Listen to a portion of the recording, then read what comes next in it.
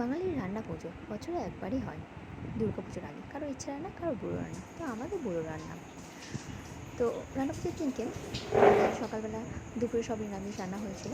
তারপর বিকালবেলা খাওয়া দাওয়া করে আনাজ কুটতে বসে গিয়েছিল আমার শাশুড়ি মা আর বোন, আমার দেওর, দুজন মিলে আনাজ করছিল। আমি মেয়েকে ঘুম পাড়িয়ে দিয়ে ওদের ওখানে যোগ দিলাম। আনাজ টানাজ কাটা হয়ে যাওয়ার পর সন্ধ্যেবেলা 8টার সময় আমাদের রান্না বসে গিয়েছিল। তো সমস্ত রকম ভাজাভুজিগুলো বুবুন করেছিল, আমি মাছটা ভেজেছিলাম এবং 3 রকম চচ্চড়ি হয়েছিল, সেই চচ্চড়িতে একটু সাহায্য করেছিলাম আমি। কলা চচ্চড়িটা মেনলি আমি করেছিলাম। তারপর চাটনিটা আমি করেছিলাম, চালতার চাটনি। তো ওই দিন আমাদের রাত 1টার মধ্যে আমাদের রান্না হয়ে গেছিলো, 2টোর মধ্যে আমাদের খাওয়া দাওয়া কমপ্লিট হয়ে শুয়ে পড়েছিলাম।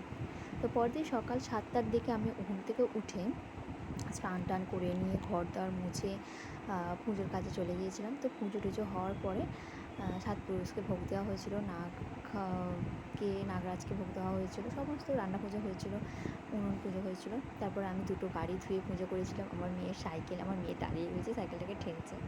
তো তারপর পুজো শেষে আমি বাবার বাড়ি গিয়েছিলাম। তো ওখানে গোপুসোনা, ওখানে গিয়ে দেখলাম গোপুসোনাকে মা খুব সুন্দর করে সাজিয়ে রেখেছে।